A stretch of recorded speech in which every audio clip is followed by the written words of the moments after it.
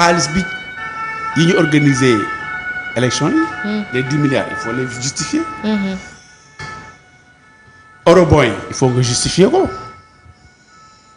mais loolu LFR moo ko am te LFR bi bu nuñ bëgg la 2024 amul LFR waroon nañu ko def bu yàgg. d'accord. waroon nañu ko def bu yàgg. donc en fait c'est ça. mais comme DPG day am on va l'écouter bu ñu ko dégloo on va l'écouter avec attention. avec intérêt. mais de manière très philosophique. d'accord. su waxee loo xam ne lu jëmale réew mi kanam la te mu nekk des choses yoo xam ne c'est faisable tous les Sénégalais vont applaudir des deux mains. d'accord. boo amee beneen comportement aussi on le souhaite pas. les gens sauront prendre les dispositions nécessaires qu'il faut. d'accord alors Momar est-ce que mën nañu am yaakaar ni peut-être ci biir ci DPG bi nga xamante ni war na koo mën a présenter dinañ mettre en exergue le projet Sénégal 2050. mais bien sûr que xam nga DPG bi bon ñëpp xam nañ ni que le président Ousmane Sonko il a préparé un projet boo xamante ne daf ko war a défendre donc de ce fait bon lépp loo xamante ne war na dugg ci li nga xamante ne mooy projet bi. il va le présenter aussi à l'Assemblée nationale. parce que DPG bi comme ni ko suma waa ji waxee léegi dafa nekkoon loo xamante ne bon c'était menacé par des gens yoo xamante ne ils étaient pas prêts pour venir écouter ce que le Premier ministre allait dire et allait proposer à la population sénégalaise. pour yow ay menaces tu vois donc ouais c'était kon loolu moo ko parce que ñun yàggal ñëpp dégg nañ ko ñun ñëpp fi lañ dëkk. ñun ci Sénégal gi lañ nekk ñun ñëpp. parce que ñëpp ils étaient prêts à dire que on va l'attendre à l'Assemblée nationale. on va l'attendre sur un ton boo xamante ne pas pour le DPG mais pour une autre chose parce que tamit ñun tamit duñu ay dof. parce que tamit on va tamit duñu jël sacrifier suñu bopp à la gueule du loup pour venir à l'Assemblée nationale.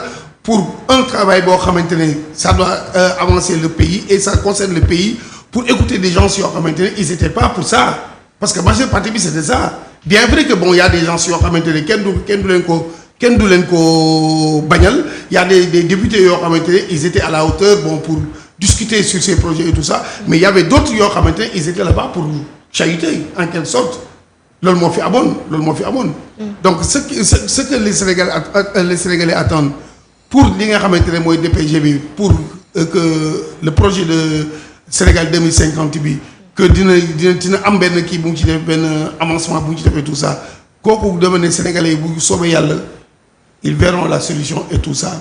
parce que pas que kenn mënu ko jiitu ci mbaram mënuñu ñëw tey yi toog fii ne la moom lii lay wax lii lay def léeg-léeg lay def mais je sais que ne moom incha allah dina indi loo xamante ne. ñëpp dinañ kontaan. certes xaaroon nañ ko.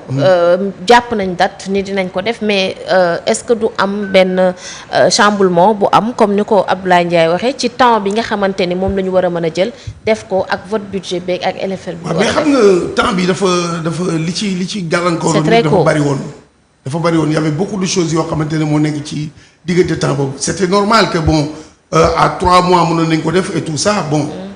mais nag premier ministre kenn du ko wax ne telle date nga war a def DPG bi tu vois donc il était prêt à venir mais bon avec le temps et tout ça et ce qui s'est passé dans le pays donc ils étaient obligés bon de pousser ça et d'attendre que ñu def les élections benn élection anticipée législative et là placer une nouvelle assemblée pour venir maintenant se présenter devant les Sénégalais.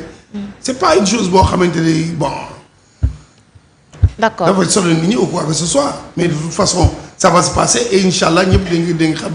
li nga xamante ne moom la indi. c'est ça d'accord je vais vous poser la même question mooy bouleversement boo xamante ne mën nañ koo xaarandi ci le temps bi nga xamante ni gàtt na lool ci DPG ak li nga xamante ni moom lañ ci war a mën a def waa assemblée. pour qui connaît les conditions dans lesquelles l'examen du budget se fait. conditions yi ils vont bâcler l'examen. parce que tu sais xam nga généralement il y a 3 ministères qui passent dans la journée. Ouais. xam nga en termes numériques le gouvernement a été réduit mais dans au niveau des travaux. Les choses se présentent autrement.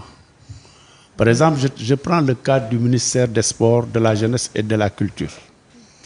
bu njëkk jëti ministère la woon.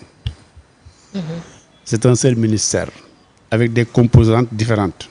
Exactement. Quand ce ministre se présente am na député yoo xam ne tout ce qui est jeunesse moo leen intéressé. am na député yoo xam ne tout ce qui est sport moo leen intéressé.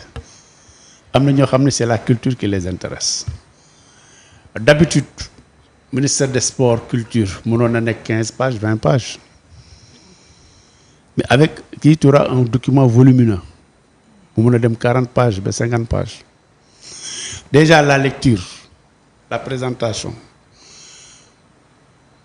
du rapport ngeen war ko examiner parce que commission technique examen la commission technique. foofu la ñu xam ne député bu xam bu xamul. ñun il arrivé ñu wax loo xam ne ministre boo génnee ci biti ñëpp doo ko wax. ci commission bi. waaw parce que amul télé amul rajo.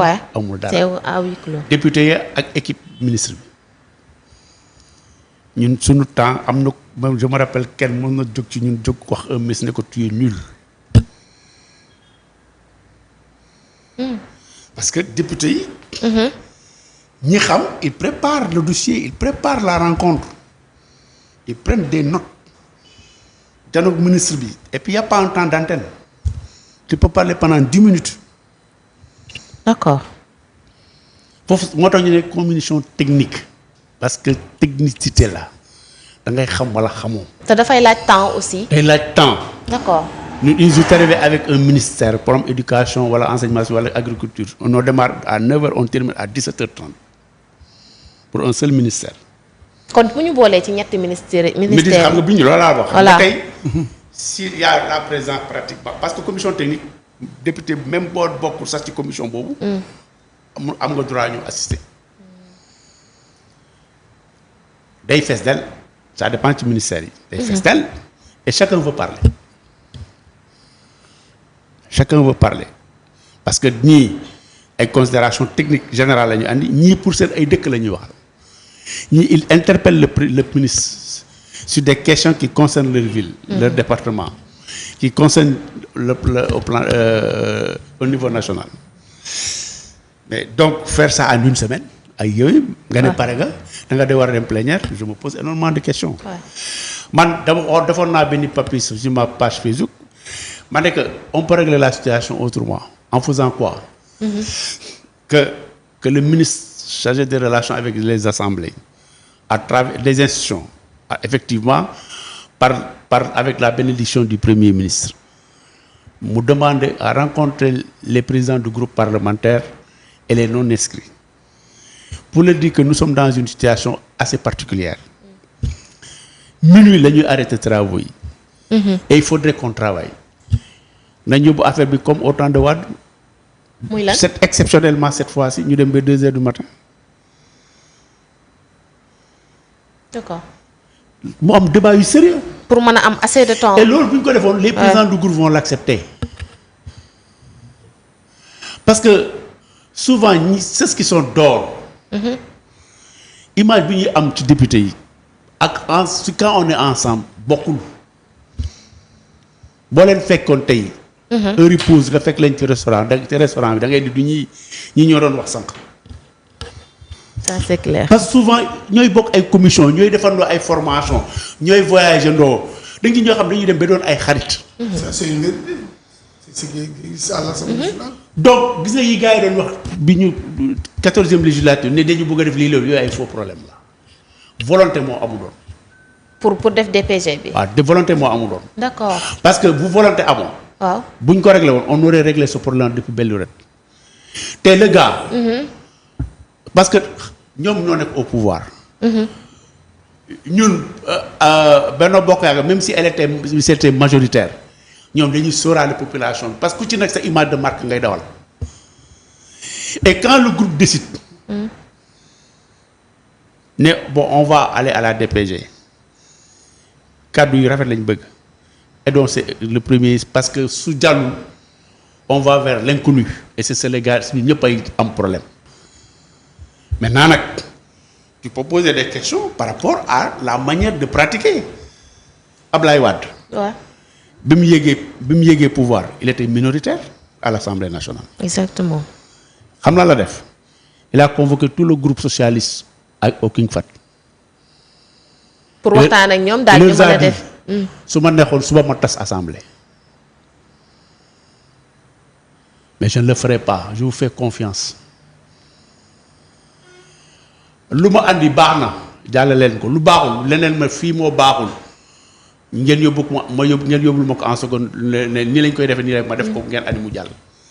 les socialistes ont accepté ne leen kii du ñu gën a gore. ils ont fait 14 mois. ñu dem élection Ablaye Wade nekk majorité à l'Assemblée nationale. ñun bi ñu ñëwee 12e législature. Lamine Thiam bii. le réseau sur les kii minières là ressources minières environnement. waaw moom moo ko yoroon. bi ñëwee am na ñoo xam ne dañu waxoon ne dañ koy dindi. mais le grand groupe ne non nañ ko dawal 2 mois 3 mois c'est comment il va agir. mu ñëw nekk un gars serviable qui parle avec tout le monde. ba 12e législature di jeex c'est lui qui était le patron. tey le du PDS. te xam nga les relations heurtées entre l'APR et le PDS à l'époque. à cause de Karim Wade. exactement donc gis nga loo waxtaanul. munoo xam liy xew suba. mais boo waxtaanee. man li ma la nii. waaw mun naa la citer ay cas. donc je termine. waaw. ce qui est important. gis nga même avec cette minorité là. mais n'oublie pas que cette minorité il y a d'excellents profils qui sont là-bas. il y a des suñu buggee yàq. il y a des questions col yu ñuy proposer mais ça risque de compromettre même la DPG. mais je sais que ils ont ñoom am nañ un esprit républicain duñ fa yegg. d'accord foofu laa lay waxee dama la ne. waaw gis nga réew mi fi ñu toll nii. il faut que les gens nous épargnent de certains clichés. d'accord réew mi dafa toll situation boo xam ne il faut ñëpp fàtte seen bopp. gis nga fii kenn gënul kenn. d'accord fii loo fi wax sa morom rek. xoolal loo wax sa morom rek. sa morom mun na la wax fu comme. d'accord te mu ngi ko xam toog jàpp njàmburam. d'accord donc ce qu'il y a lieu. Ouais. DPG le contenu de la DPG je ne peux pas en dire grand chose. en tout cas inchallah je ferai tout pour être présent ce jour-là pour voir. d'accord mais li ma mun a wax mooy. waaw. dañ koy ñaanal. mu réussir ko parce que bu ko réussir parce que DPG c'est quoi. waaw xam nga ñi lañ xamul. un premier ministre. waaw. da nga war a sawar pour def DPG parce que xam nga DPG bi mooy lan. mooy tax sénégalais natt la.